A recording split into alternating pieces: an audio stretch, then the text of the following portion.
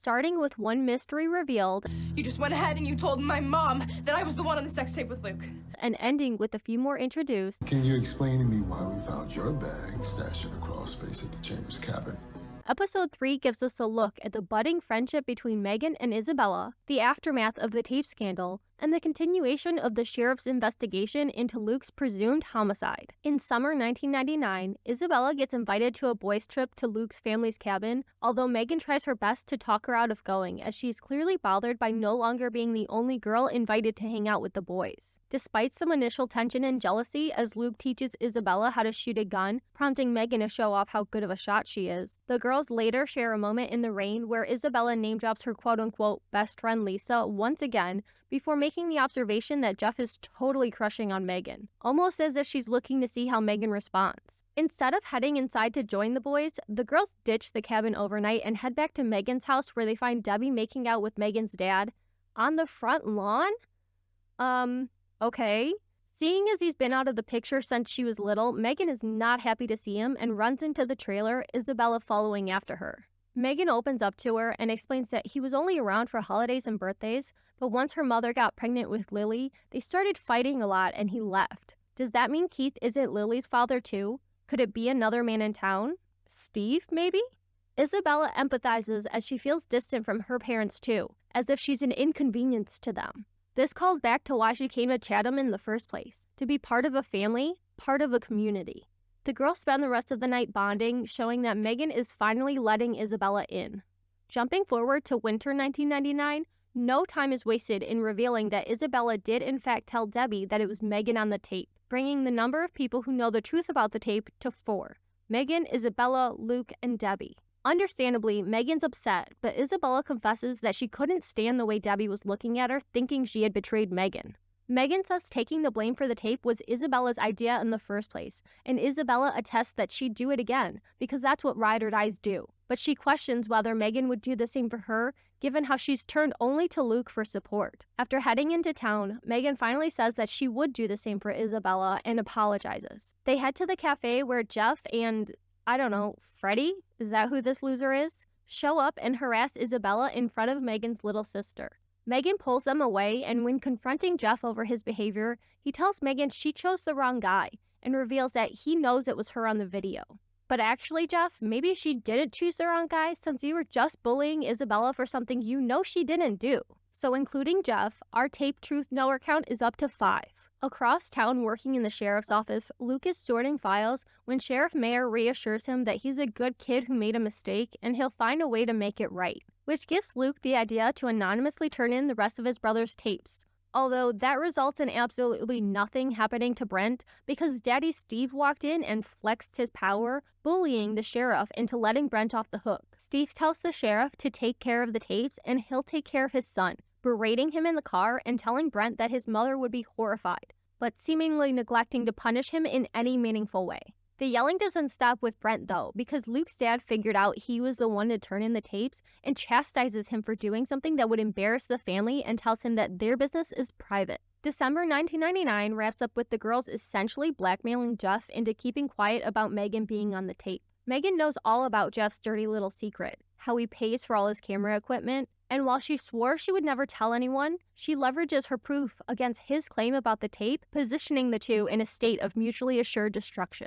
Things continue to ramp up in summer of 2000 when the sheriff visits Debbie to inform her that in addition to Luke's fingerprints, Megan and Isabella's fingerprints were also on the gun used to shoot him. The girls explain this away as the result of target practice from the cabin trip the previous summer. Working on some coding at the cafe, Megan is approached by the news reporter involved in covering Luke's murder. She recognizes Megan as being Luke's girlfriend and says she can help her tell her side of the story, but Megan pours coffee on the woman's plate of food and leaves. Good for her. Even though Isabella had called her mom for help at the end of the last episode, her parents just sent their lawyer, Rebecca, who did not expect to be seeing Isabella so soon.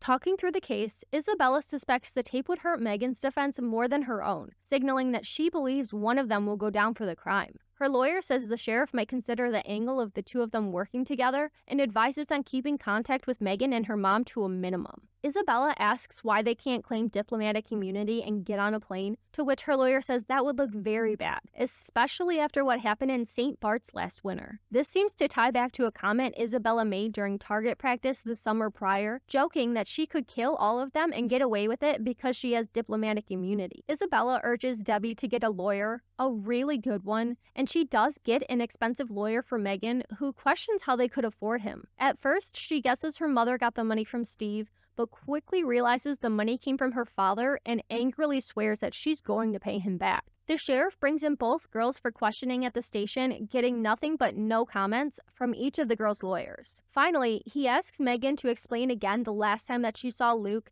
and she says they left the party, presumably the Y2K New Year's party, drove to the beach for a couple of hours, and then she drove him home. But the sheriff pulls out security footage from Luke's house that shows nothing but a closed gate. No sign of Luke or her car bringing him home. Then he asks Isabella about the last time she's been to the cabin, which she maintains was the previous summer, but he brings out her bag that they found at the scene of Luke's death. Not only does he want to know how it got there, but he wants to know what the $5K in cash stashed in the bag is for. So where are we left at the end of episode 3? We know that Debbie knows it was Megan on the tape, and so does Jeff, who was blackmailed into silence. But what is Jeff's secret side hustle? Could it be drug dealing? Selling benzos, maybe? Or something having to do with videotapes? When Isabella's sure that Jeff made the tape from the Christmas party, Megan insists that his stuff looks more professional. So far, we've only seen him taping his friends, which doesn't seem all that professional. Maybe he's involved in creating and selling another kind of tape that's not criminal like Brent's, but otherwise embarrassing or socially unacceptable at the time. And where did the money come from? We know Megan's been coding some programs for cash, so it could be that, or the girls could have taken over whatever Jeff was up to, or maybe Isabella's parents sent it to her so she would stay in Chatham and out of their hair. Also, what is it for? And who stashed it at the cabin? It was Isabella's bag. Sure, but was it her money? Or is this another instance of Megan borrowing something of Isabella's, resulting in Isabella being incorrectly blamed for something that she didn't do? With Megan demanding twice the payment for a job because the police are sniffing around, it could easily be her stash of cash hidden away in a bag that she snatched from Isabella. Finally, when did Luke disappear and when did he die?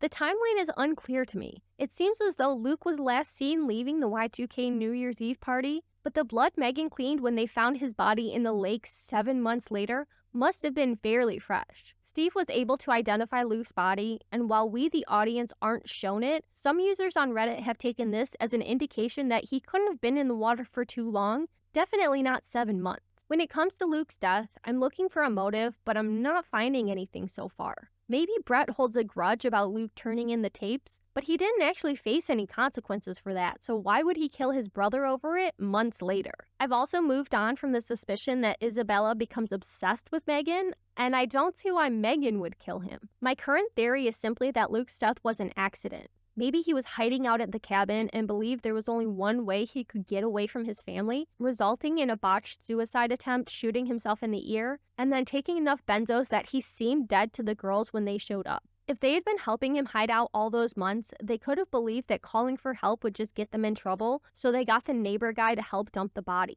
Or alternatively, maybe Luke was out in the woods when the neighbor was shooting off his guns, shooting Luke, either not knowing who he was or not seeing him. Frantic after being shot but unable to go to the hospital because he was hiding, Luke's given benzos to calm down and help deal with the pain, but he takes way too many, and again, the girls, with the help of the neighbor, try to dispose of his body to avoid getting caught and blamed.